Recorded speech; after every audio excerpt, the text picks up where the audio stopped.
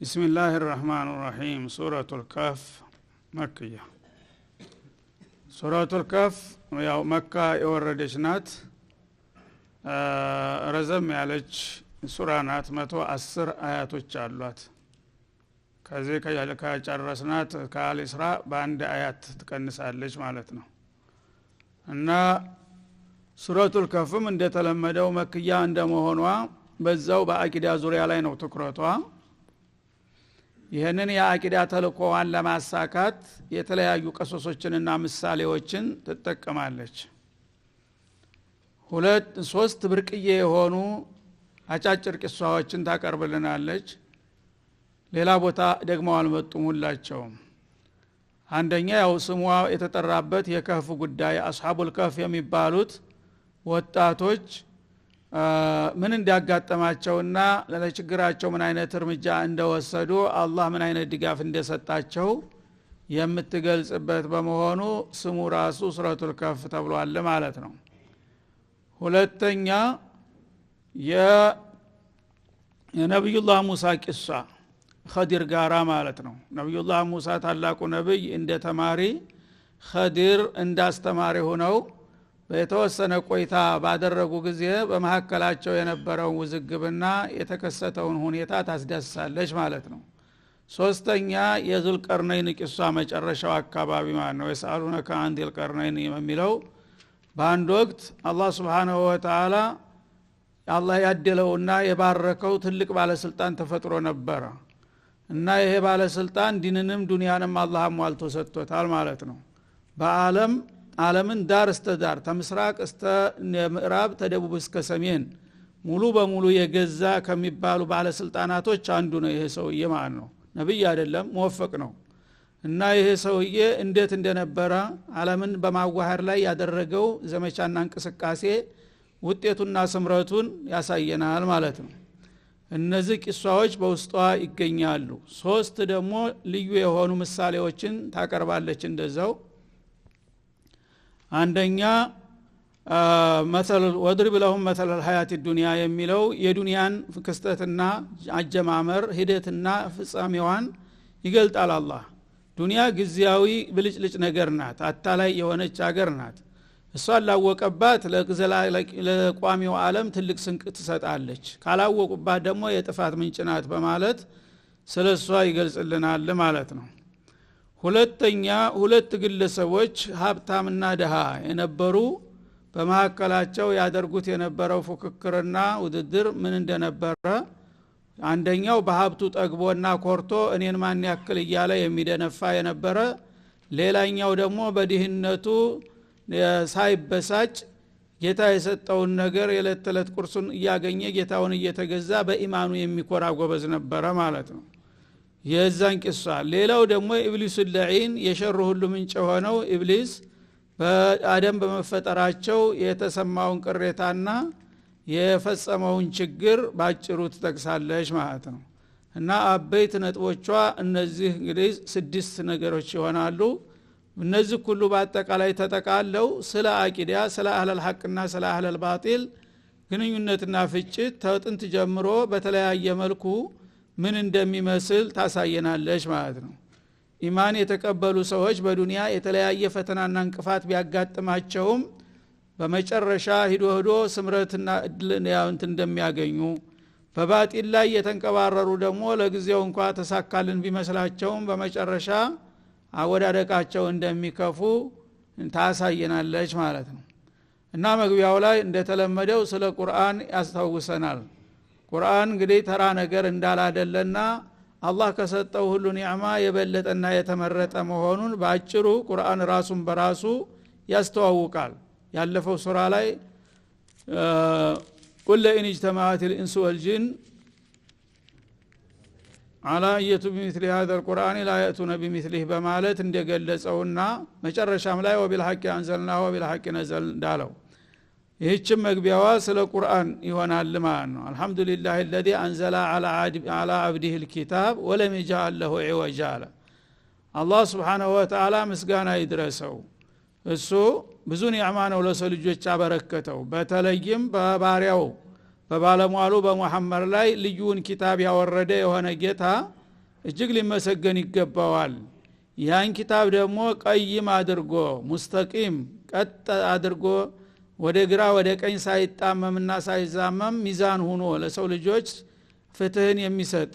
ወለም يجعل له عوجا መዛባትና መጣመም ያላደረገለት ሆኖ ያወረደው ጌታ ምስጋና ይገባው በሉ ይላል ማለት ነው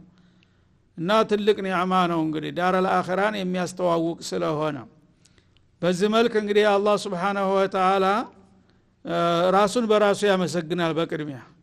ምስጋና ይወዳል ከሁሉ በላይ እንደ አላህ ምስጋና የሚወድ የለም ከፍጥሮች የሚፈልገው ነገር ቢኖር ምስጋናን ነው ስለዚህ ምስጋና እንዴት እንደምናመሰግነው ያስተምረናል በተደጋጋሚ የኛ ምስጋናም ስለማያረካው ደግሞ አመሰጋገኑንም ራሱ ፈሪቀድልናል ማለት ነው ኒዕማው ጋር ያያያዘ ጌታ እንግዲህ ወይን ተወዱ ኒዕመቱላሂ ላ ተሕሱሃ እንዳለው የዋለልን ውለታ ስፍር ቁጥሩን አናቀውም እንኳን ምስጋናውን ልንመልስ ቀርቶ ግን ከዋለልን ጸጋዎች በጣም አንኳሮችንና ጉሉህ የሆኑትን እንኳን አስተውሰን በዛ አቋያ ምስጋና ልናቀርብለት እንደሚገባ እና አዕظم النعم ከሚባለው ኢንዛሉል ኪታብ አንዱ ነው ማለት ነው የሰው ልጆች ኪታብ ባይወርድላቸው ኑሮ ተጥንትም ሆነ ባሁኑ ምን ይሆኑ ነበር ካውሬ ያልተለዩ ነገር ነበር የሚሆኑት ማለት ነው ግን ኪታብ ስለተወረደ ስለጌታቸው ማንነትና ምንነት ስለሚያስተዋውቃቸው ነብዮችን ስድቆችን ሹሃዳዎችን ሊያፈራ የቻለው ኪታብ መምጣቱ ነው ማለት ነው ይሄ ኒዕማ ደግሞ ከማንኛውም ኒዕማ የበለጠ ሊመሰገንበት የሚገባው አጋጣሚ ነውና በባሪያው በመሐመድ ላይ ይሄን ኪታብ ያወረደ ለሆነው ጌታ ምስጋና ይገባው ይላል እና ምስጋና ደግሞ የኛ ምስጋና የፈልገውን ያህል ብናመሰግነው አያረካውም ስለዚህ لا احصي ثناء عليك انت كما اثنيت على نفسك አሉ እኔ የፈለገውን ያህል ባመሰግንህ መቼም እንደምትፈልገውና እንደምትጠብቀው አላሟላውም አንተ ታቀበታለህ አንተ መመስገን የምትወደውን ያህል ተመስገን አሉ ረሱል አለይሂ ሰላቱ ወሰለም በመሆኑም በሱራ ደረጃ እንኳን በመግቢያ በየጣልቃው የሚያረጋው ቀርቶ በሱራ ደረጃ 5 ሱራዎች በዚህ ቃል እንዲከፈቱ አድርጓል አልহামዱሊላህ በሚለው ቃል ማለት ነው የመጀመሪያዋ ሱረቱል ፋቲሃ ናት ሁለተኛዋ ሱረቱል አንዓም ሶስተኛዋ ይህች ሱረቱል ከፍ አራተኛዋ ሰበ አምስተኛዋ ፋጢር እነዚህ ሱራዎች በሙሉ አልহামዱሊላህ በሚል ቃል መከፈታቸው አላህ Subhanahu Wa Ta'ala ምስጋናን ምን ያህል እንደሚወድ በግልጽ የሚያሳይብን አጋጣሚ ነው ማለት ነው እንግዲህ በሱራ ደረጃ 5 ሱራ አልহামዱሊላህ ተብሎ እንዲጀመር ተደረገ ይሄን እንድንገማ እንደገና አላ አብዲሂል ኪታብ ይላል በባሪያው ላይ ኪታብ ያወረደ የሆነ ለሆነው ጌታ ሲል ለነብዩ አለይሂ ሰላቱ ወሰለም የመረጠላቸው የማዕረግ ስም ባሪያ የሚል ነው ማለት ነው ዑቡድያን የሚያህል ነገር ለፍጡር ክብር የለም ማለትን ለማሳየት እና ዑቡድያው ከፍ ባለ ቁጥር አላህ ዘንዳ ቀረቤታው የላቀ ይሆናል ማለት ነው ስለዚህ አሽራፈል መቃማት ላይ ሁሉ ጊዜ በዚህ ቃል ነው የሚገልጣቸው እና አልহামዱሊላህ الذي انزل على عبده الكتاب አለ በባሪያው ላይ ኪታብ ያወረደ እሳቸው ከሌላ ሰው የተለዩት በምንድነው ቁርአን በመሰጠት ነው ይህን ትልቅ ማዕረግ በሰጠበት አጋጣሚ ባሪያው ብሎ ጠራ ማለት ነው እንደገና በሌሊተል ኢስራ ባለፈው ሱራ እንዳየነው አንደ ሱብሃነ الذي اسرى بعبده አለ ኢስራ እንግዲህ ማንንም ያላገኘው ትልቅ እድል ነው ግን ባሪያውን በሌሊት በጨለማ ወደ ሰማይ ዓለም ግብዣ አድርጎ ያሳረገውና ያወጣው ለሆነ ጌታ ጥራት ይገባው አለ ማለት ነው እንደገና انه لما قام عبد الله يدعوه ይላል ሌሊተል ሙናጃ ደግሞ ሌሊት ተነስተው ተሐጁድ በሚሰግዱ ጊዜ የነበረውን ሁኔታም እንደዛው አላ አብዲ በሚል ቃል ገለጠው ማለት ነው እንዲሁም ሱረቱል ፉርቃን ላይ ተባረከ الذي انزل على عبده الكتاب ተባረከ الذي نزل الفرقان على عبده በማለት ይህንን ቃል በተደጋጋሚ ኒዕማው ጋር ያያያዘ ይጠቅሳል ስለዚህ አንድ ባሪያ ጌታው ዘንዳ የበለጠ ተወዳጅና ተከባሪነት የሚያገኘው ለጌታው ትሁትና ተገዥ በሆነ ቁጥር ነው እንጂ በመኩራራት ራሱን በመኮፈስ አይደለም ለአላህ በመዋረድና ባርነቱን በማረጋገጥ ነው ጌታ ክብር የሚሰጥህ ማለት ነው እና ምስጋና ይገባው ለዛ አንዘለ አላ አብዲል ኪታብ በባሪያው በመሐመድ ላይ ልዩን ኪታብ ባወረደው ጌታ ወለም يجعله አይሊ هذا الكتاب ማነው ለዛ ላይ ኪታብ ያላደረገም ዒወጀን التواءን ማለት ነው ዒወጃጀን መጣመም አላደረገለትም ሰው የሚሰራው መጽሐፍ ወጥ ሊሆንና ፍጹም ሊሆን አይችልም የፈለገው ምሁር የፈለገው ሊቅ የደረሰው መጽሐፍ በመታነብ ጊዜ ይተቻል በሌላ ባለሙያ ሲታይ አይ እንደዚህ በሚል እዚህ ቦታ እንደዚህ ከሚል እንደዚህ ለምን አላለም ወይም እዚህ ላይ ለምን አጠበበው ለምን አሰፋው እየተባለ ሁሉ ጊዜ በባለሙያዎች ይተቻል ሰው የሰራው ስራ ማለት ነው አላህ ግን Subhanahu Wa Ta'ala በምንም አይነት እሱ ያስቀመጠውን ነገር ማንም ሰው መጥቶ አቃቀር ሊያወጣለት አይችልም ያ እንከን የለውም ማለት ነው ቀይመን ማለት ሙስተቂመን አካዱ ደግሞ ቀጥ ያለ ነው ወደ ግራ ወደ ቀኝ አይዛባም እሱን ለተቀበለና ለተከተለ ያማረ የሰመረ ውጤት ያደርሰዋል ቀጥታ ማለት ነው ለምንድነው ይህን ኪታብ ያወረደው ሊዩንዲረ በእሰን ሸዲዳ እና ከባድ የሆነን ቅጣት ሊያስጠነቅቅበት ነው ይላል ነብዩ ከጌታው በተቀበለው ኪታብ ይሄንን ኪታብ ያልተቀበሉት ጠማሞችና ሞገደኞችን ይሄ ጥጋብህ አያዋጣም ከፋ ቅጣት ላይ ተወድቃለህ ብሎ ሊያስጠነቅቅበት ነው ማለት ነው ሚንደዱንሁ ማለት ምን عندላህ ይሄንን የጌታን ጥሪ ካልተቀበልክና ትክክለኛውን እምነት ካልተከተልክ አላህ ይቆጣና አይቀጡ ቅጣት ይቀጣሃል ከባድ ቅጣት ያጋጥምሃል ብሎ እንዲያስጠነቅቅበት ብሎ ነው ያወረደው ይላል ለአመፀኞችና ለትቢተኞች ማለት ነው ወይበሽረ المؤمنين ለአማኞችና ለቀናኢዎቹ ደግሞ ሊያበስርበት ነው ይህን ኪታብ ያወረደው الذين يعملون الصالحات ሙእሚኖች ማለት አርካነ ኢማን የቆጠሩ ማለት አይደለም እንደ ኢማንን በተግባር ያቀናጁ ሲሆኑ ነው ያመኑበትን ነገር ወደ ስራ ቀይረው الذين يعملون الصالحات አላህ የወደደውን መልካም ሰናይ የሚሰሩ የሆኑ አማኞች ደግሞ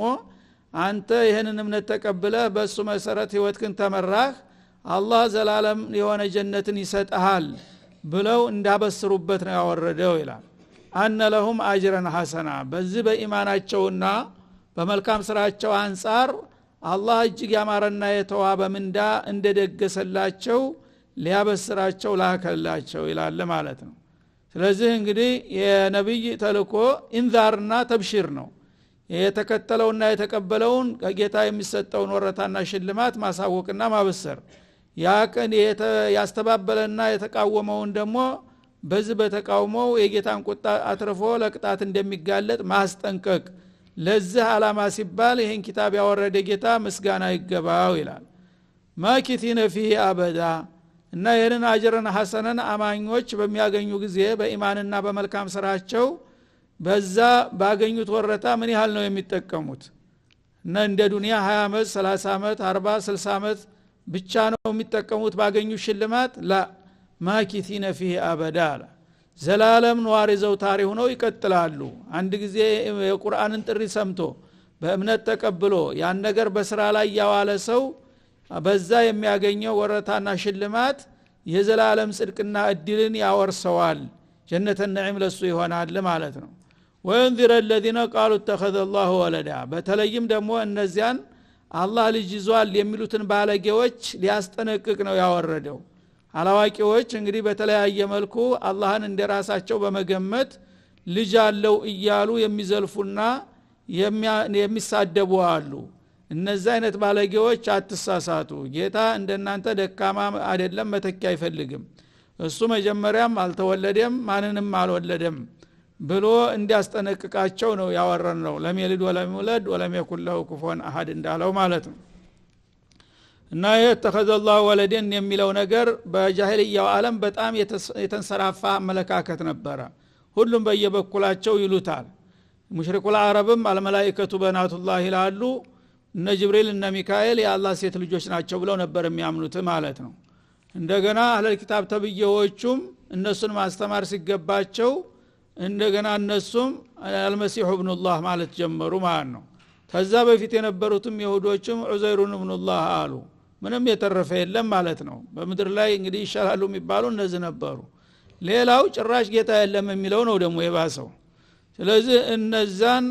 ለሁሉ ስርዓት ሊያስይዝና ሊመክር ሊያስተካክል ነው ይሄ ኪታብ የወረደው ይሄ ነብይ የተላከው ይላል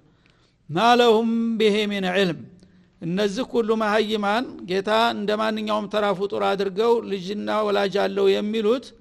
ለዛ አባባላቸው ምንም ተጨባጭ ዕውቀት የላቸው በእውቀት ላይ ተመስርተው አይደለም ስለኔ የሚናገሩት ዝም ብለው በዘፈቀር ነው ወይም ራሳቸው እንደመሰላቸው ወይም ደግሞ መሃይም አባቶቻቸው እንዳወረሷቸው ዝም ብሎ ልጅ አለ እያለ ያወራል ወይም ወላጅ ነው ይላል እንጂ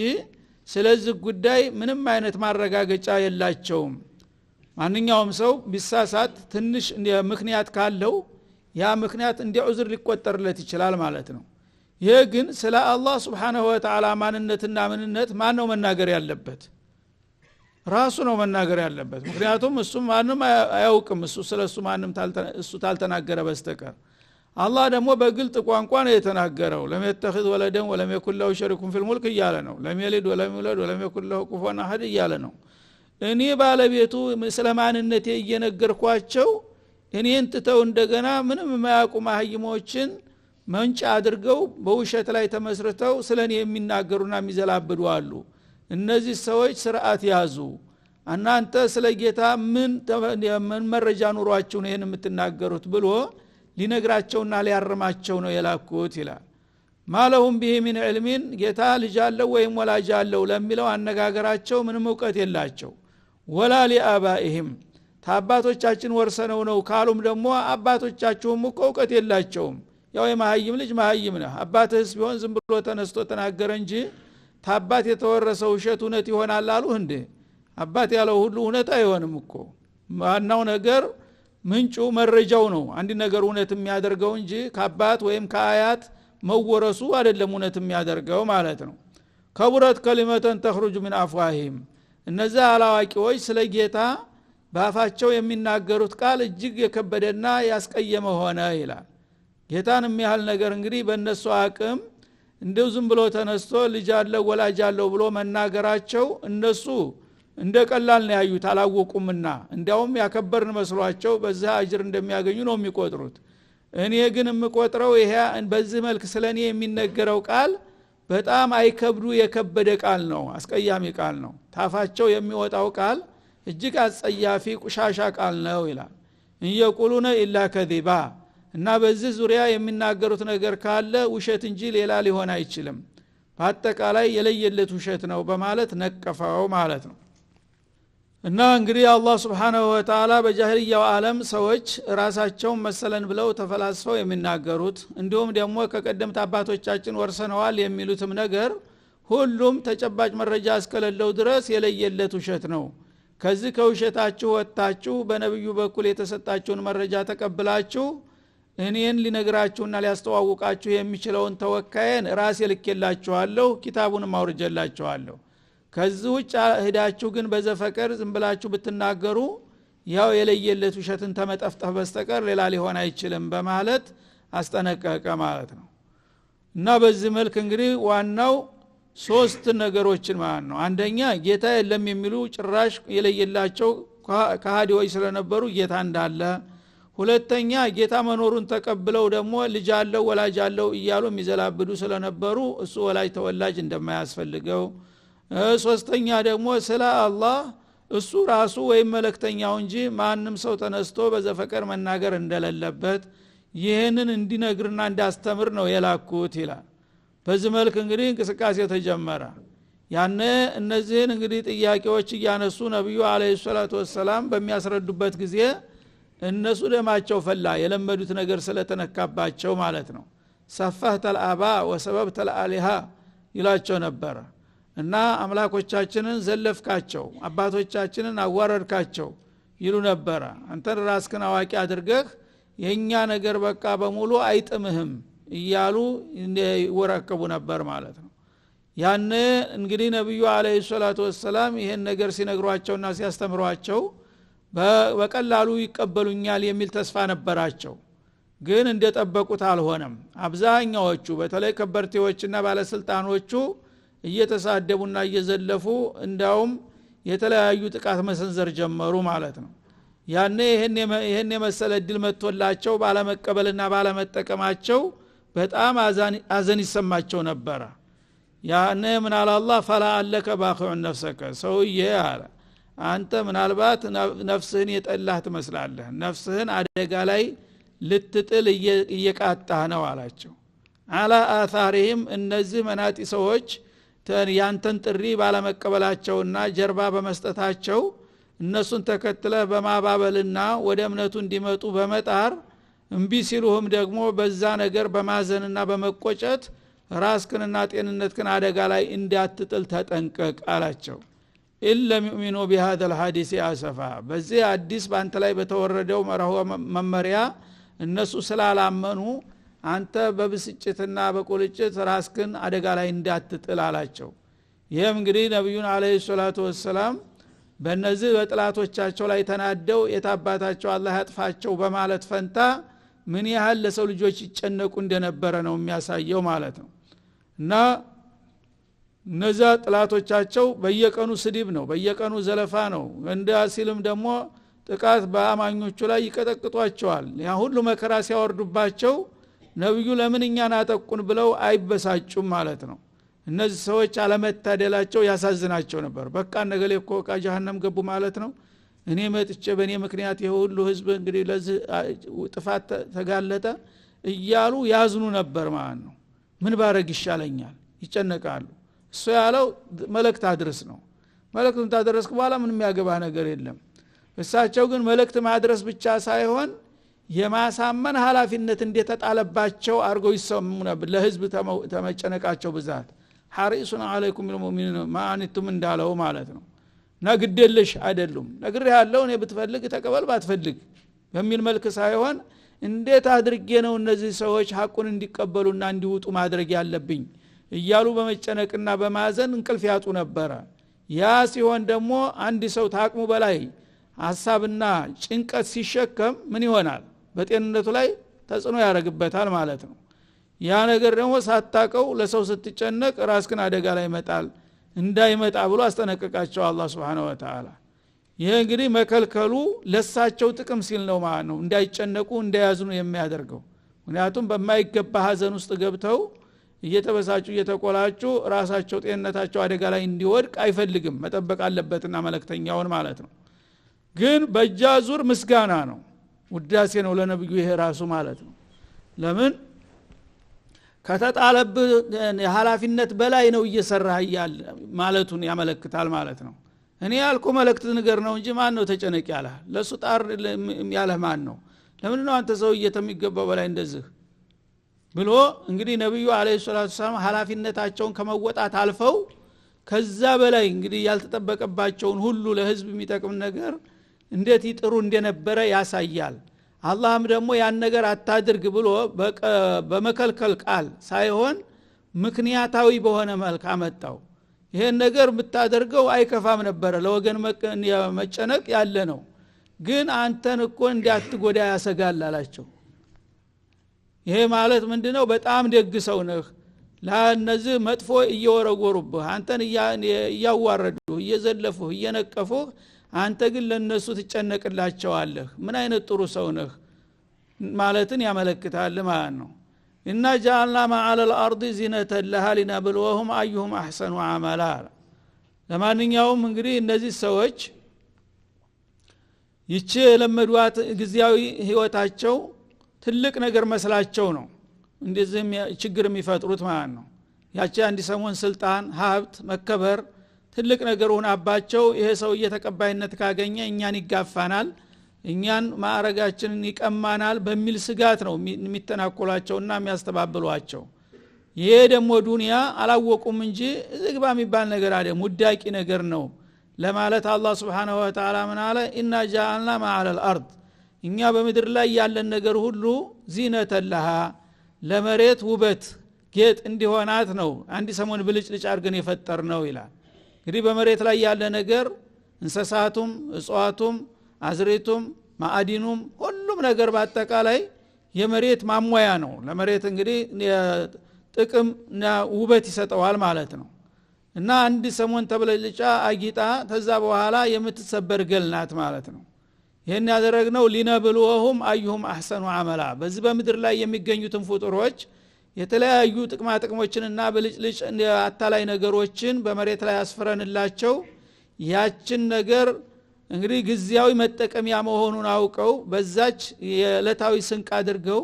ይሄን ሁሉ የፈጠረልንን ጌታ ማመስገን አለብን ብለው ለኔ የሚገዙና የሚታዘዙ ከሆኑ እነዚህ ብልሆች ናቸው ማለት ነው። ምክንያቱም የሰጠዋቸውን ስንቅ እየበሉ እኔ ጋራ የበለጠ ለቋሚ ሀገራቸው ስራቸውን የሚቀጥሉ ከሆነ ለፈተናውን አለፉ ማለት ነው። እና ሊነብሉሁም አዩሁም አህሰኑ አመላ የሰጠዋቸውን ጸጋ ተጠቅመው ስራቸውን እያሳመሩ አንዱ ከሌላው የተሻለ የሚሆን ይሆን ወይስ ደግሞ የሰጠውትን እየበላ ሲጠግብ እንደፈለገ የሚያቅራራ ሊሆን ይሆን? ይሄንን እቅድ አድርጌ በዚህ ሐሳቤ ነው የፈጠርኳት ዱንያን ይላል። እና ዱንያ የፈተና መድረክ ናት። ላወቀባት ጥሩ ናት፣ ለዛኛው ዓለም ስንቅ ትሆነዋለች፣ ለጊዜውም ይጠቀማል። ያላወቀባት ግን ፈተና ይወድቅና በዳ ይጠየቃል ነገ ማለት ነው። እና በምድር ላይ ያለው ነገር ዝም ብለው እነሱ እንደፈለቁ በመብላት በመጠጣት በመጨፈር ማንም የማይጠይቀን አይምሰላቸው፣ ለፈተና ነው በምድር ላይ ያለን ነገር ሁሉ አብለጭጫ ያስቀመጥኩት ይላል። እና ያወቀበት ይጠቀምበታል፣ ያላወቀ ደግሞ ያው የትውስጥ ቃ እንዳጠፋ ሰው ይጠየቃል ማለት ነው። ወኢና ለጃኢሉና ማ عليها صعيدا جرزا ከዛ በኋላ ዱንያ በዚህ መልክ ሁሉ ጊዜ አትቀጥልም። ከለታት አንድ ቀን ፍጻሜ ላይ ትደርሳለች። በዛ ጊዜ በላዋ ላይ ያለው ነገር ሁሉ በሙሉ ጠራርገን እናጠፋዋለን። ምልጥ ያለች ባዶ ሜዳ እናረጋታለን አንድ ቀን። ያንን አውቃችሁ ይችን አንድ ሰሞን ስንቃችሁን ልትጠቀሙባት ልታውቁባት ይገባል እንጂ ዱንያን እንደ ቋሚ ዓለም አድርጋችሁ በሷ እየተቆራራችሁ በሷ ላይ መራኮትና መጣላት አያስፈልግም በላቸው ይላል ማለት ነው። هذا وصلى الله وسلم على النبي وعلى اله